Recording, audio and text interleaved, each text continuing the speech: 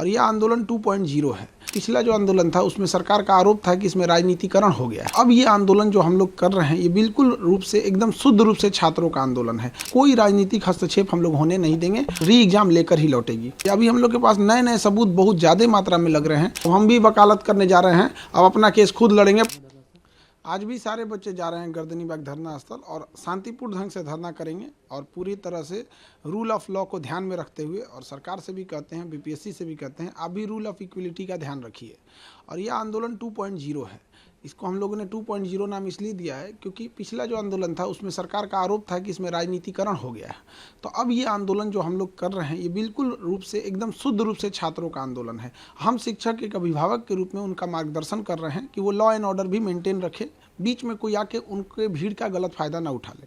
तो 2.0 में क्या है कि कोई राजनीतिक हस्तक्षेप हम लोग होने नहीं देंगे और ये 2.0 आंदोलन री एग्जाम लेकर ही लौटेगी। क्योंकि पिछले बार ऐसा हुआ था कि कुछ पॉलिटिकल पार्टियां थी वो ओवरटेक कर रहे थे, वो बीच में घुस गए थे, जिसके कारण छात्रों को भी परेशानियां झेलना पड़ा। तो क्या इस बार कोई पॉलिटिकल पार्टी? इस बार हम लोग किसी पॉलिटिकल पार्टीज को एंट्री नहीं दिए हैं। ये शुद्ध रूप से हम छात्र और विद्यार्थियों लोगों का आंदोलन रहेगा।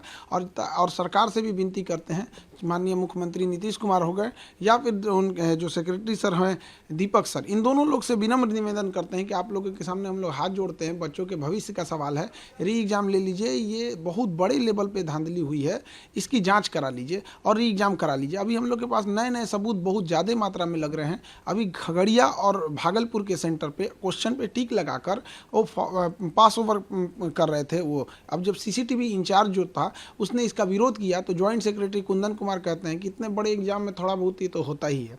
इसके अलावा सिवान का एक कॉलेज है जिसका हम लोग नाम हाईकोर्ट में बताएंगे, उसमें ब्लू कलर का बेंच लगा हुआ है, लंबा सा हॉल है और उसमें 35 मिनट एक्स्ट्रा टाइम दिया गया है। मोतिहारी का एक कॉलेज है जिसमें रूम नंबर 20 और 35 में वॉशरूम जाने के बहाने एक बच्चा उठता है और उसके जगह पे जो दूसरा बच्चा आता है वो दूसरा रहता है, चेंज हो जाता है, कैंडिडेट चेंज हो जाता है। तो इस तरह की जो बड़े बड़े धांधली हुई है इसकी जांच करा ले सरकार। और गया और नवादा के ना डीएम का कोई रिपोर्ट आया, ना ट्रेजरी इंचार्ज का कोई रिपोर्ट आया जो इस बात की पुष्टि करता है कि जो हम लोगों ने आरोप लगाया था, जो सबूत ढूंढने में 2 महीना समय लगा, वो बिल्कुल सही सबूत था। आप कह रहे हैं कि धांधली हुआ है, लेकिन बीपीएससी तो कह रही है कि कुछ हुआ ही नहीं। बीपीएससी ही मेन कल्प्रिट है। दुनिया का कौन चोर कहा है कि हम चोरी किए हैं? उस हिसाब से न्यायालय नहीं चलती है। हम लोग के पास प्रॉपर सबूत लग गया है। वो तो कहता था कि नॉर्मलाइजेशन का नोटिस भी नहीं देंगे। नोटिस दिया कि नहीं दिया? वो तो कह रहा था बापू परीक्षा परिसर वाले सब उपद्रवी हैं, दोबारा एग्जाम लिया। इतना झूठा है, कहता है कि हम नॉर्मलाइजेशन नहीं करेंगे। अब 22 सेंटर पर दोबारा एग्जाम लेकर नॉर्मलाइजेशन थोप दिया। इसका कोई, इसकी मिली भगत है सब कुछ। आप 13 तारीख को परीक्षा लेते हैं उसमें 6% रिजल्ट होता है और 4 जनवरी को परीक्षा लेते हैं उसमें रिजल्ट हो जाता है 19%। हम लोग पे कितना केस मुकदमा किए, कितने एफआईआर किए, वकीलों का चक्कर लगा लगा के हम लोग परेशान हैं, कोर्ट का चक्कर लगा लगा के। और प्रशासन का यही रवैया रहा तो अब हम भी वकालत करने जा रहे हैं। अब अपना केस खुद लड़ेंगे। 5 गो एफआईआर करके रख दिए हैं लोग। जिसको देखो एक उधर से नोटिस थमा देता है, एक इधर से नोटिस थमा देता है। राजनीतिक पार्टी वाले भी धमकी देने लगते हैं कि एफआईआर होगा। तो हम तो एक चीज़ देखे हैं, एफआईआर से हम लोग नॉर्मल साधारण व्यक्ति डर जाता है, लेकिन वकील लोग एफआईआर को बहुत अच्छे से हैंडल कर लेते हैं। तो अब हम भी जा रहे हैं वकालत करने, क्योंकि सरकार का अगर यही रवैया रहेगा, आयोग का यही रवैया रहेगा तो डेली डेली उठाना रहेगा केस मुकदमा, तो उससे अच्छा कोर्टे में बैठ के आदमी अपना केस खुद लड़ेगा। अब आप शिक्षक के साथ साथ वकील भी बनेंगे? अब वकील बनने जा रहे हैं हम। अब डिसाइड कर दिए हैं कि अब इस साल से हम वकालत करने स्टार्ट कर देंगे और उसके बाद अब धीरे धीरे, चूँकि वकालत बड़ा लंबा प्रक्रिया होती है, बहुत जटिल प्रक्रिया है। भारत में वकीलों की कोई कमी नहीं है, एक से एक विद्वान वकील है। तो अब धीरे धीरे सतत प्रक्रिया है, लेकिन हम लोग को कोई बाहरी केस नहीं लड़ना है। उसी चीज़ का स्पेसिफिकेशन करना है कि जो बच्चों के धरना प्रदर्शन और इस सब में उनका न्याय दिलाया जा सके, ताकि उनको इधर उधर भटकना ना पड़े और उनको एक विश्वास हो कि अगर हम प्रदर्शन कर रहे हैं, पुलिस हमारे पे एफआईआर करेगी, डिटेन करेगी, अरेस्ट करेगी, जेल करेगी। तो खान सर जो उनके साथ लड़ रहे थे, कोर्ट में भी लड़ेंगे, वकील के ड्रेस में लड़ेंगे, ये वादा है।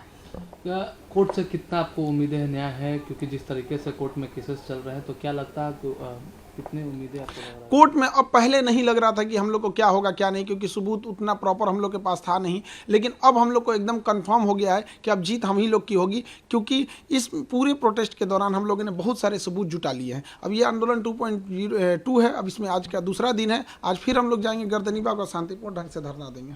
कितने की संख्या में आज छात्र रहेंगे? हजारों की संख्या में छात्र रहेंगे, जैसे पिछली बार भी थे।